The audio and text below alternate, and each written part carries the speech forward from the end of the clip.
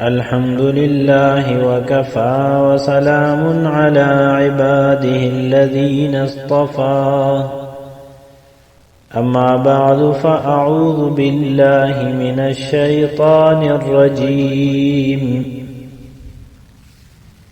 بسم الله الرحمن الرحيم لقد من الله على المؤمنين إذ بعث فيهم رسولا من أنفسهم يتلو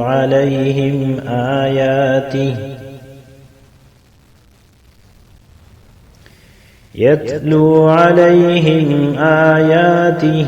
ويزكيهم ويعلمهم الكتاب والحكمة. وقال النبي صلى الله عليه وسلم إنما بعثت معلما، أو كما قال عليه الصلاة والسلام. اللهم صل على سيدنا محمد وعلى آل سيدنا محمد وبارك وسلم.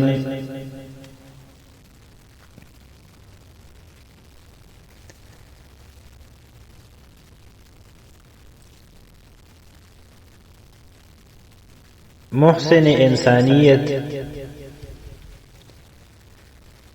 سرور دو عالم حضرت محمد مصطفی صلی اللہ علیہ وسلم د پورا انسانیت د پارا یو عظیم او مثالی استاد،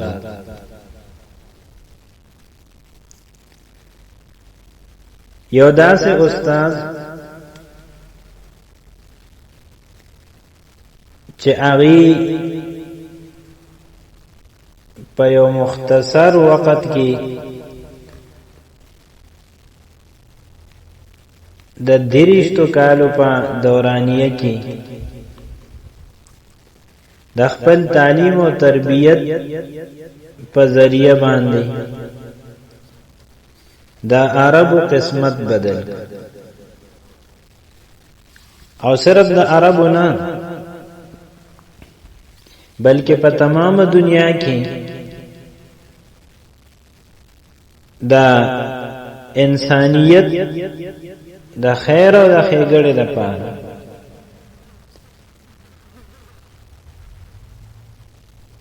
هغه مشالونه او هغه چراغونه بل کړل چې کومې پورې دنیا قائم وي، نو د عدل او د انصاف، د امن او د سکون او د عافیت او د اطمینان لارې به د دغه مشالونو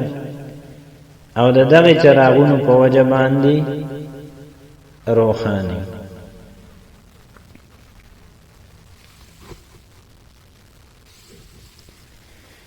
نبی کریم صلی الله علیه وسلم چې د 30 کالو په دې دورانیه کې د خپل تعلیم او تربیت په ذریعہ باندې کم انقلاب راوستو، نو د هغه په وجه باندې هغه خلق هم حیران شول کم چې د رسول کریم صلی الله علیه وسلم سخت مخالف. هغه عرب چې د هغه علم سره واسطه او نسبت نو، تهذیب و تمدن بالکل خالی، په یو مختصر وخت کې حضور صلی الله علیه وسلم هغه د علم سره آشنا کړل، د حکمت سره آشنا کړل، او د تهذیب و تمدن هغه مقام ته ورسول چې ټول دنیا ورته حیران شو. کومو کسانو چې بخپلو کې د یو بل وینې څکلې، د هغه تعلیم په برکت باندې هغه په خپلو کې رونه شو. هر طرف ته بدامني و. د هغه تعلیم نه بعد امن او اطمینان پیدا شو. د ظلم او د بربریت دور او د هغه تعلیم نه بعد د عدل او د انصاف هواګانی اوچلې. کانو ته به سجدې کولې. د توحید جنډه اوچته شو د هغه تعلیم نه بعد. او هغه صحرا نشین عرب چې د خپل جهالت په وجه په دنیا کې خوار او ذلیل او رستو، هغه د هغه تعلیم نه بعد دومره قیمتي او دومره با اثر شول چې د روم او د فارس عظیم سلطنتونه د هغه ما تحت راغلي او تمامي دنیا د هغه د عدل او د انصاف او د هغه د رحم دل او د شرافت ترانی وي.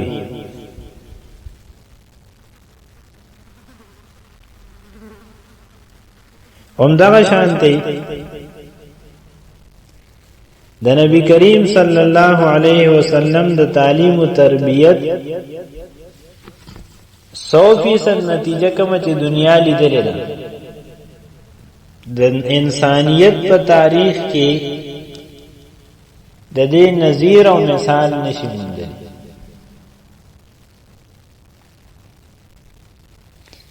د نن په دې مجلس کې مونږ په دې باندې خبره کوو چې د حضور صلی الله علیه وسلم په تعلیم او تربیت کې بنیادی خصوصیات څو چې د هغې په وجه باندې په تمامه دنیا کې انقلاب پیدا شو.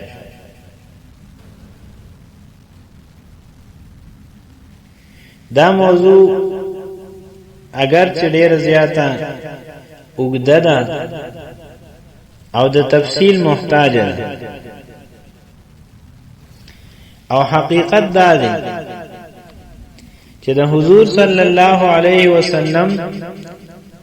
د تعلیم او تربیت د انداز د تمام خصوصیاتو ذکر کول دا د یو انسان د وس کار نه دی،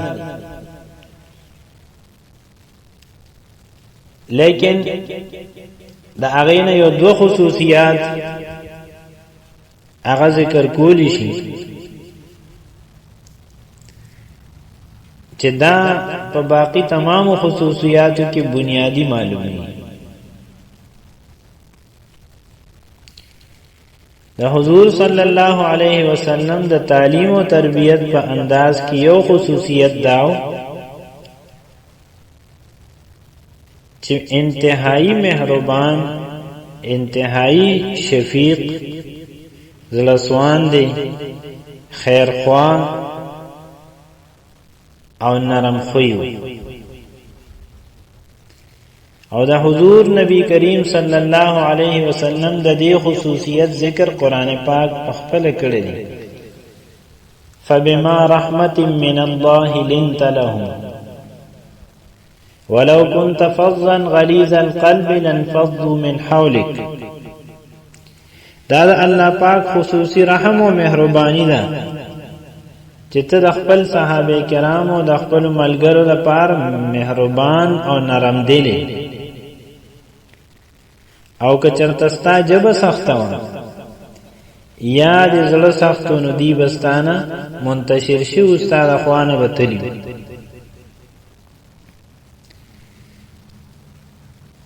د کم انسان چې د سیرت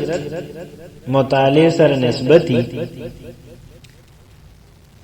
ناغت دا پته لګي چې د حضور صلی الله علیه وسلم مخالفینو د هغې په لاره کې اذیه چولی، مختلف قسم تکلیفونه ورته رسولي،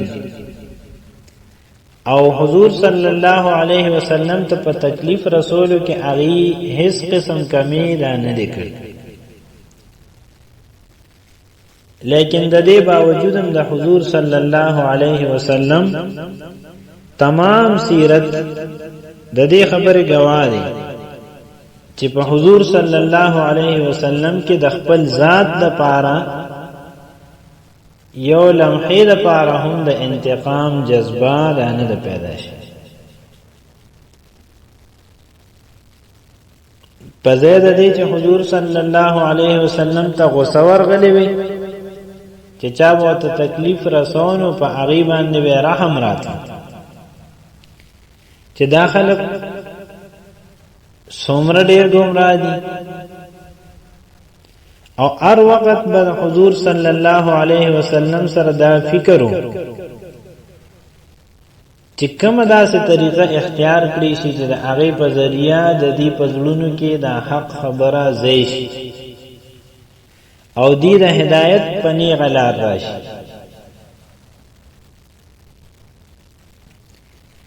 حضور صلی الله علیه وسلم داسې یو معلم خوونه چې محض یو کتاب ولوستو یا یې درس کو ټیچینګ یو کو لیکچر ورکو او فارغ او بیا دا خیال کوي چې بس ما خو خپل فریضه سرته ورسوله. حضور صلی الله علیه وسلم د خپلو شاګردانو او د زیر تعلیم او زیر تربیت افرادو په جون کې ډیر حد پورې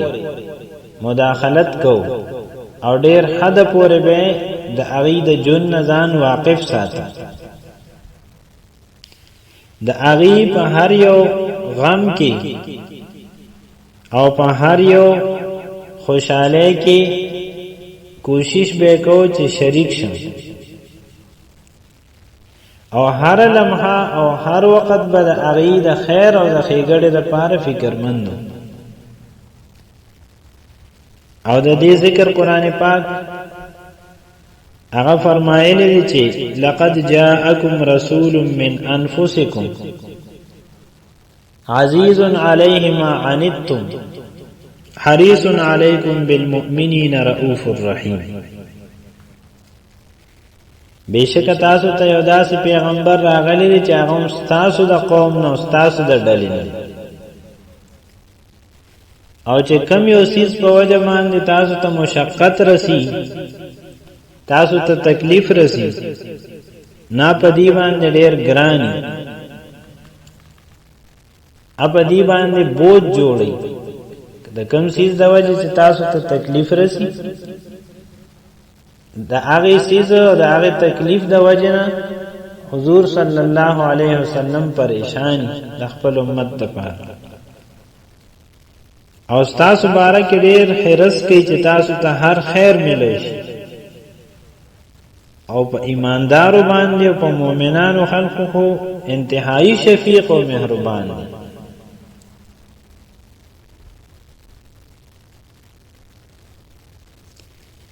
علامہ نور الدین حیثمی رحمہ اللہ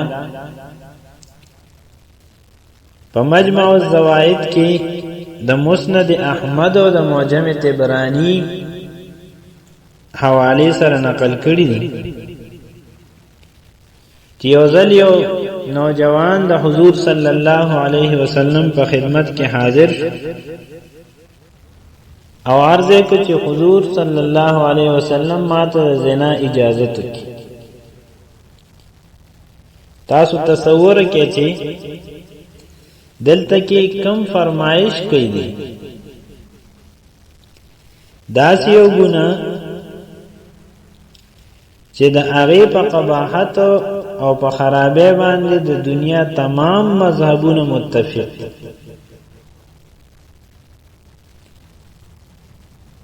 د هغې ګناه فرمایش کوي او د چا نه کوي د هغې هستۍ نه چې د هغې د عفت او د عصمت په وړاندې د فرشتو سرونه ښکته کیږي. کدا د حضور صلی الله علیه وسلم نه علاوه بل څوک وي نو دا نوجوان به یا وخلو او کو وخینه نو کم سے کم د مجلس نه به استو خبره به وته کړی رټلی به. لیکن حضور صلی الله علیه وسلم د قرآن پاک په جبه کې معلم و يعلمهم الكتاب والحکمه، د حکمت او د کتاب معلم دا عہده او منصب قرآن پاک هغه ته ورکړو.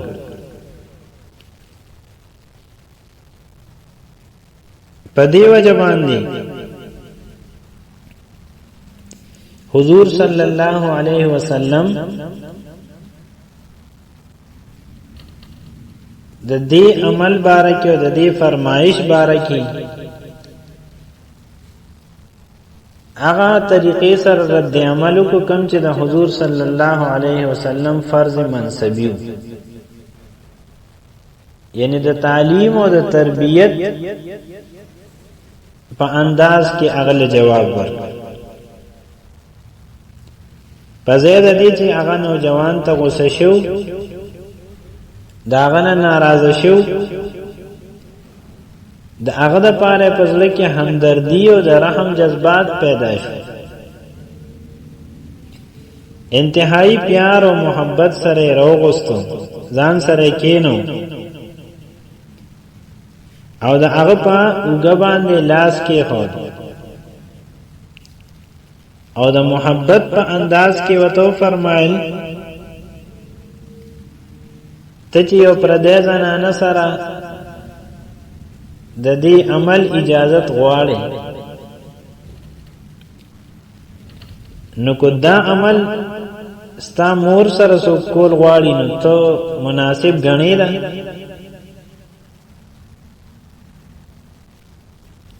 په دغه وخت کې د هغه نوجوان ذهن چې دینو دا کولوش او فورن وی نه یا رسول الله صلی الله علیه وسلم زه خدا مناسب نه ګڼم.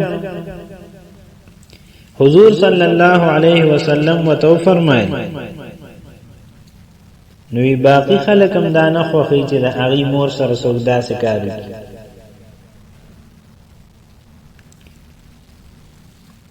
کستا خور سره څوک داسې کار وکړي نو ته مناسب ګڼې؟ ناغوی نه یا رسول الله صلی الله علیه وسلم زه خدا مناسب نه ګڼم. حضور صلی الله علیه وسلم وتو فرمایل چې کم کار ته د خپل خور د پاره مناسب نه ګڼې نو باقی خلک هم د خپل خویندو د پاره هغه کار مناسب نه ګڼي.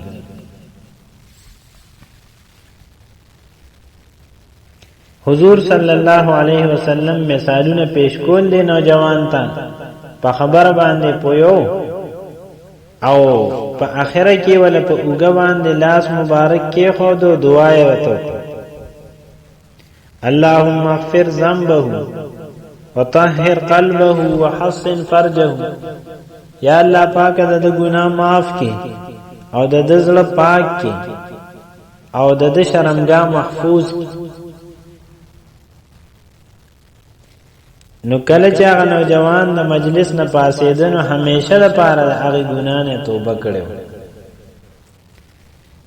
که حضور صلی الله علیه وسلم غصه شو او د غصې په صورت کې هغه باندې د غصې اظهار کړی و، د خپل جذباتو تسکین کړی و، نو دا هم ممکن و. لیکن په دې صورت کې د هغه نوجوان زندگی چې وانه دا و تباہ شو.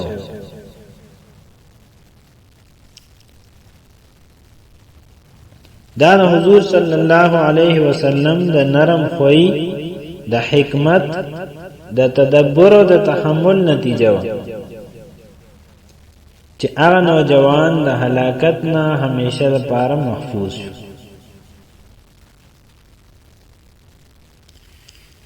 الله پاک دې مونږ ته او چې د امت څومره مصلحین دي، څومره د امت استادان دي، څومره واعظین دي، تمام ته الله پاک توفیق ورکړي چې د حضور صلی الله علیه وسلم په دې سنت باندې مونږ ټول عمل وکړو. او کو داسې وشي نو د نن نوجوان طبقه چې کومه ده نو د هغې باره کې به بیا شکایات نه وي چې هغې په غلط طرف روان دي. که د امت تمام مصلحین استادان او تمام واعظین په دې سنت عمل شروع کی، امید دی چې انشاءالله بیا به د شکایت موقع نه ملاویږي چې نوجوان طبقه چې دا په غلط اړخ روانه. د حضور صلی الله علیه وسلم د انداز تعلیم او د انداز تربیت دویم بنیادی خصوصیت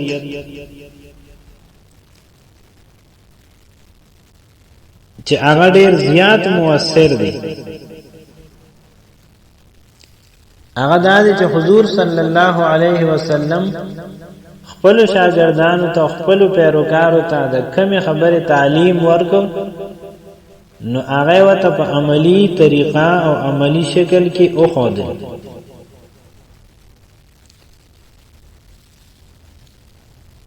د حضور صلی الله علیه وسلم تعلیمات صرف د نور خلقو لپاره نه بلکې د ټولو نړومبه د هغه د ذات لپاره.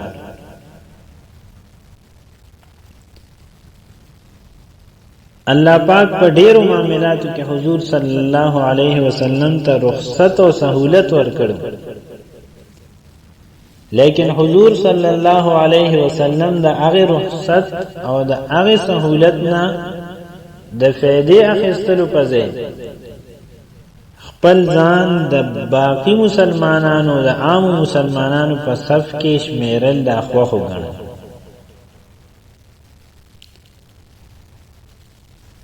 حضور صلی الله علیه وسلم نور خلق ته د مانزه تلقین فرمایل او په خپل دا حالتو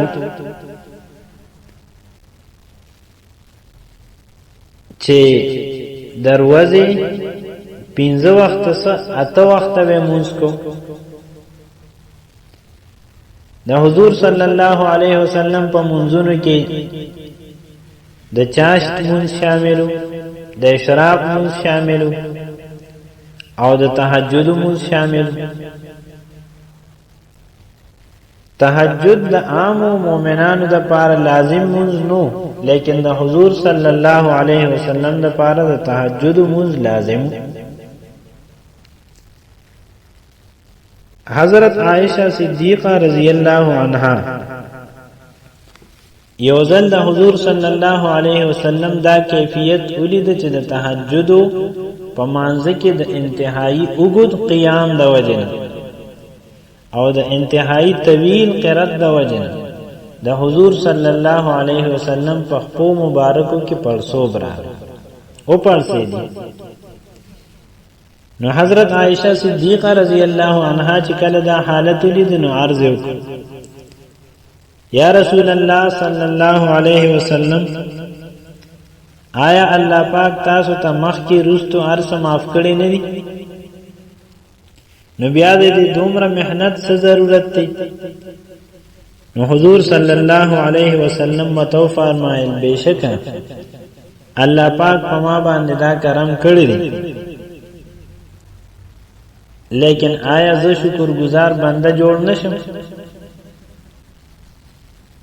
یعنی چې په ما دومره احسان کړی دی نو د احسان تقاضا دا ده چې زه د الله پاک نور هم زیات عبادت وکم، دا د الله پاک شکر دی. حضور صلی الله علیه وسلم نور خلق ته د باجماعت منځ کولو تلقین ورکړو او په خپل باندې دا عملی تور خودلې واغیت. په باقی زندگی کې د جماعت پابندی اخو په خپل ځای په مرض وفات کې هم حضور صلی الله علیه وسلم د دو کسانو په اوګو باندې تکیا وخلې و او تشریف راوړو په جماعت کې شریک شو. نور خلق ته حضور صلی الله علیه وسلم د روزې نیو حکم کړو نو په خپل باندې دا کیفیت او حالت چې د رمضان روزې خو به نیوي. د رمضان نه علاوه یو میاشم داسې نه و چې هغه به د روزو نه خالی و.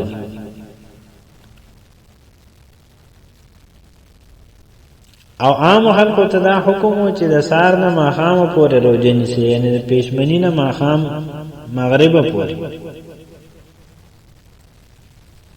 لیکن په خپل حضور صلی الله علیه وسلم به څو ورځې مسلسل روزه نیوه.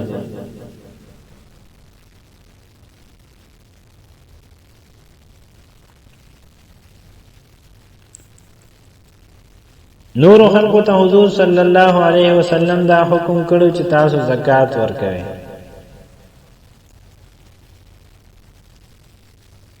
او د الله پاک په لار کې خرج کوئ. د ټولو نه لومړی د دې عملی نمونه په خپله پیش کړی و. عام مسلمانانو ته دا حکم و چې تاسو د خپل مال 40 حصہ دا خرج کوي او د دې نه زیات چې تاسو کوم توفیق نه هغه خرج کوي. لیکن په خپل د حضور صلی الله علیه وسلم دا عملو چې خپل کم ضرورت به او هغه به انتهایی ساده طریقې سره پوره کو، دا غي نه اضافي چې سبونه هغه به ټول خرج کول.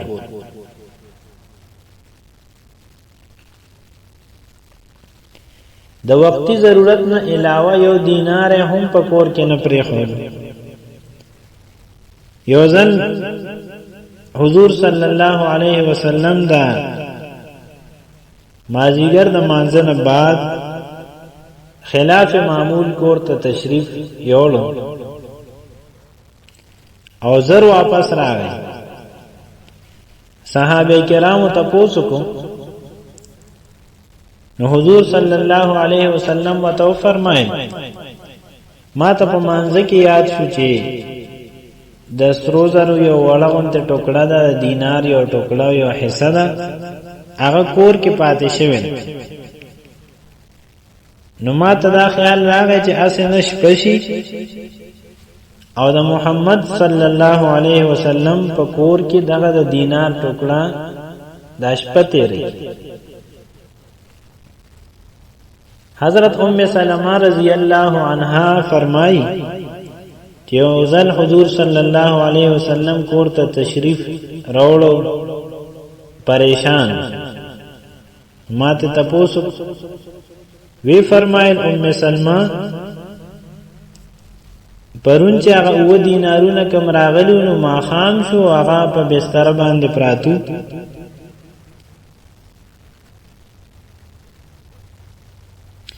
تر دې پورې چې کله د مرض الوفات په حالت کې د بیماری په وجه انتهایی پریشان او په تکلیف کې و، نو حضور صلی الله علیه وسلم ته یاد شو چې کور کې څه دینارونه پراته دي. فوراً حکم وکړ چې دا خیرات کړي. وی آیا محمد صلی الله علیه وسلم با الله پاک سره داسې حالت کې ملاوي چې داغه په کور کې بشاته دینارونه پاتې شوی او په کې پراتی.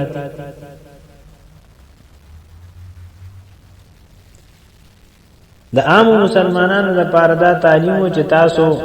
په جوش کې راشه نو خپل ټول مال ما خرج کړئ. دا مناسب نه دي، بلکې د خپل ضرورت په مقدار باندې باقی ساته داین علاوه د الله پاک په لار کې خرج کړئ. لیکن د مسلمانانو د عادت جوړولو لپاره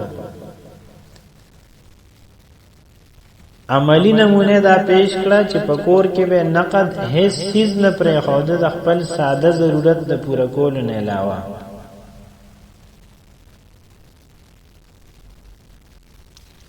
او دا دې دپاره چې دې عملی نمونه ته مسلمانان وګوري او هغه حد پورې عملو کې کم چې مطلوب دی، کم چې د قرآن پاک امر دی، د زکات نصاب چې کم دی، چې هغه پورې عمل وکړي.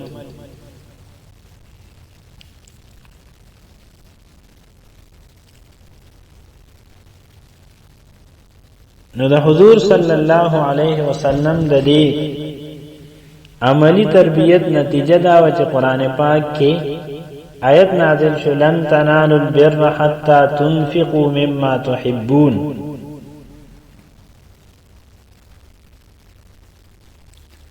تاسو هغه وخت پورې اصل نیکی نشه حاصلوي سو پورې چې تاسو خپل محبوب او خوښ مال د الله پاک په لار کې خرج کړي.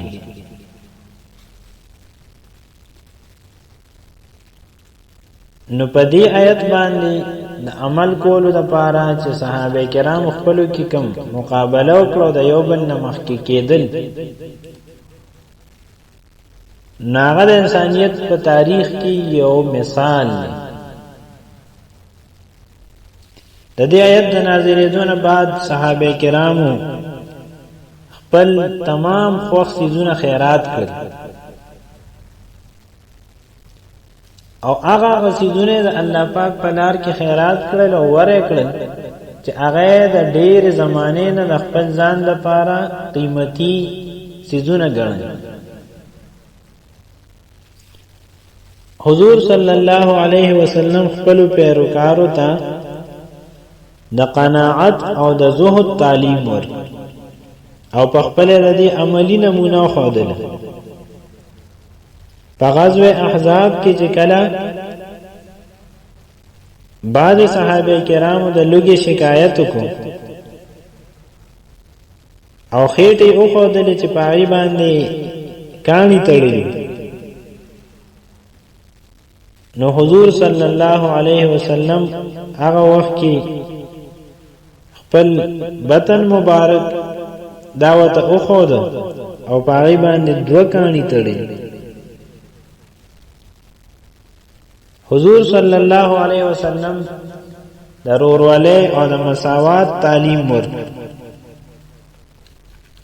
نو د ټولو نه اوله د دې نمونه په خپله وښودله.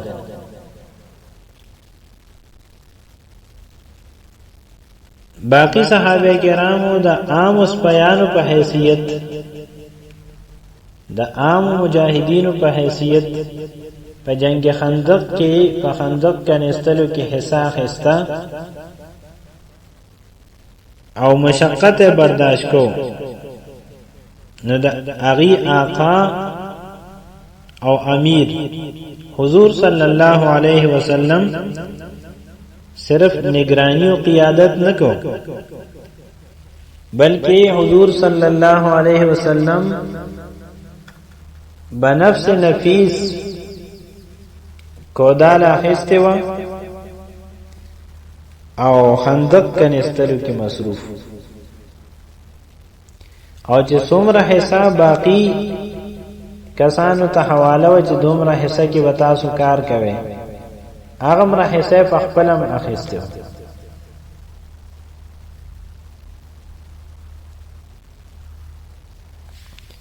د نورو د پاره قربانی ورکول، خپل ځان رستو کول او د نورو د خېګړې سوچ کول دې ته ایثار وای. او د ایثار تعلیم چې دینو دا عموما هر یو معلم دا ورکي، لیکن د ایثار او د قربانې دا تعلیم عام طور چې دینو د الفاظ او د فلسفې نه مخکې نه دي، لیکن د دې په خلاف د انسانیت دا معلم اعظم حضور صلی الله علیه وسلم چې دی د ایثار د پاره زبانی الفاظ کم استعمال کړي دي، او عمل سره د ایثار تعلیم زیات ورکړي.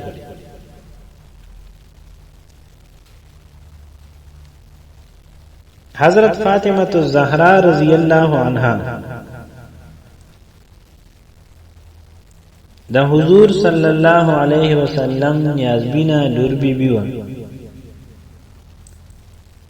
او د مرتبه په لحاظ صرف د عربو د پاره نه بلکې د دواړو جهانونو د پاره قابل احترام ده.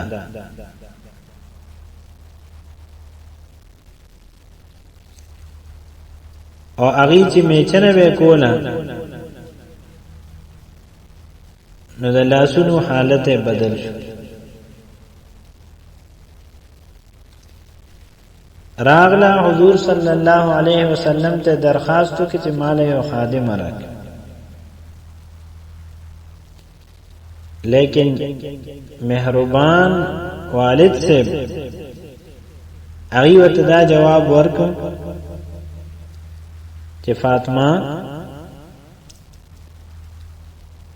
د صفې چې کوم غریبانان دي د هغه تنظیم اوسه پورې لانه دي شي، د دې وجه ستا په دې خواهش باندې عمل چې دا ممکن نه دی. حضور صلی الله علیه وسلم باقی خلقو ته د صبر او د تحمل د عفو او د درگذر درس ورکړ. نو په خپل په دې باندې عمل کو او د عمل په انداز باندې اغیتا د دې طریقه او خوده. یو ځل یو سړی و داغه په حضور صلی الله علیه وسلم باندې سقرض د قرض مطالبه وکړه د حضور صلی الله علیه وسلم نه، او د دې غرض لپاره بعض الفاظ استعمال کړل چې هغه مناسب نه.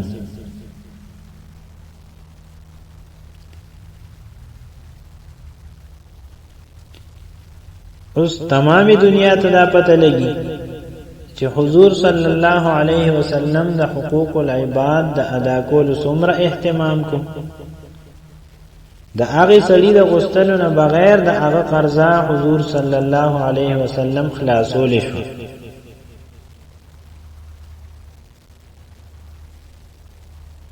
او په دې صورت کې بیا هغه دا تلخ کلامی او نامناسب الفاظ چې دینو دا نه استعمالو.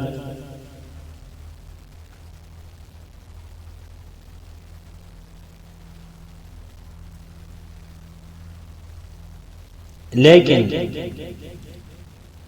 د حضور صلی الله علیه وسلم بارکی چې کله هغه د مناسب الفاظ استعمال کړل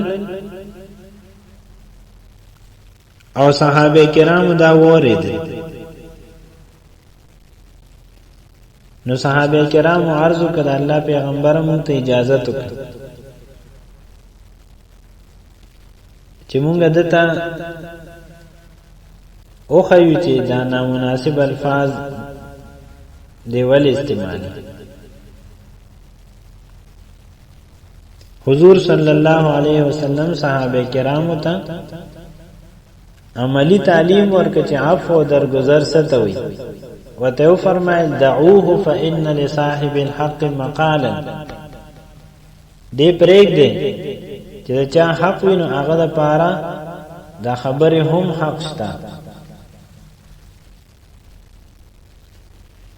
او د عفو او د معافی چې کومه معامله او کومه عملی نمونه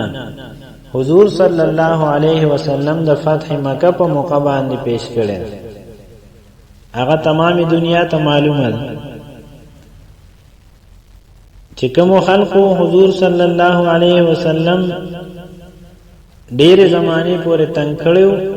د مکې نه ایستو، د قتل کولو کوشش کړو. هغه باندې چې کله حضور صلی الله علیه وسلم ته فتح حاصل شو، اعلان او فرمایله لا تثریب علیکم اليوم اذهبوا فانتم الطلقاء، نن ورځ په تاسو هیڅ ملامتیا نشته، زه تاسو ټول آزاد دي. خلاصه د خبره دا چې حضور صلی الله علیه وسلم د تعلیم او د تربیت په دغه خصوصي انداز سره د دشمنانو زړونه وګټل او یو وحشي او ځنګلي قوم هغه د تهذیب او تمدن اعلی مقام ته ورسول او دا غي وجه دا چې د حضور صلی الله علیه وسلم تعلیم چې دینو دا محض یو فکر او فلسفه نه و چې د خپل الفاظو په شکل کې پیش کړي شي بلکې هغه د تعلیم سره سره یو عملی نمونه و او د حضور صلی الله علیه وسلم هر یو ادا او هر یو عمل د هغې د تعلیم او د تربیت تشریح و په دې وجه که مونږه وګورو نو په احادیثو کې قولی احادیث کم دي عملی احادیث چې دي نو دا زیات دي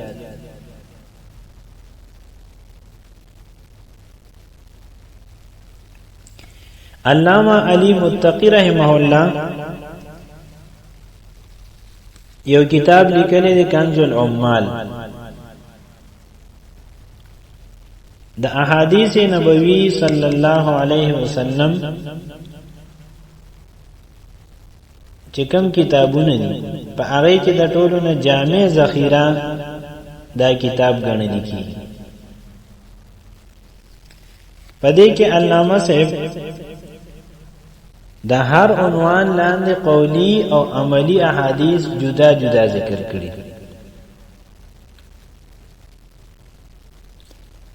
نو که د دې کتاب جایزه واخیستلی شي نو د اکثر عنوانات لاندې قولی حدیث کم دي او عملی حدیث دا زیات دي د دې نه دا حقیقت واضح کیږي چې حضور صلی الله علیه وسلم پزمکه کې کوم انقلاب راوستل او کم د صحابه کرامو جماعت تیار کړو په خپل تعلیم او تربیت سره نو په دغه انقلاب کې او دغه کل جماعت په تیاری کې د زبانی تعلیم حصہ کم وا او د عملی تعلیم حصہ زیاته اوس کومو وګورو نو پنن دور کې د استادانو تعلیم ورکول د واعظانو وعظ او د مقررینو د خطیبانو تقریرونه او خطبه دا بیجان او بیسا ښکاری غیر مؤثر ښکاری او د معاشري اصلاح په دې باندې ناممکن ښکاری د هغه اصل وجه دا ده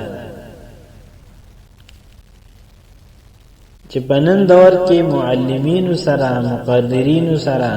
خوشنما او دلکش الفاظ خوشتا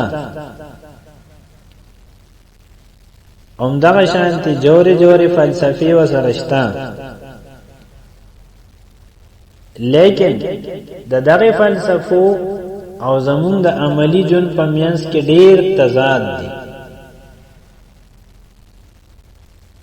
او داسې تعلیم او تربیت هغه اثر او فائدہ نه کوي بلکې اکثر اوقاتو کې د دې الټا اثر کوي کم اوریدون کې چې وي کم شاګرد چې وي اچ تقریر ته ګوري او د استاد عملی جون ته ګوري نو هغه په یو ذهنی انتشار کې او پټنشن کې مبتلا شي الله پاک نو سوال دی چې الله پاک مونږ ته استادانو ته واعظانو ته مقررینو ته خطیبانو ته ټولو ته الله پاک توفیق را نصیب چې د حضور صلی الله علیه وسلم په اسوه حسنه کې کوم رازونه دي چې په هغې ځان پوی کو او په صحیح معنو کې د هغې اتباع وکړو او په دې طریقې سره مونږ د امت دپاره د اصلاح او د خیر ذریعه جوړ شو. وآخر دعوانا ان الحمد لله رب العالمين.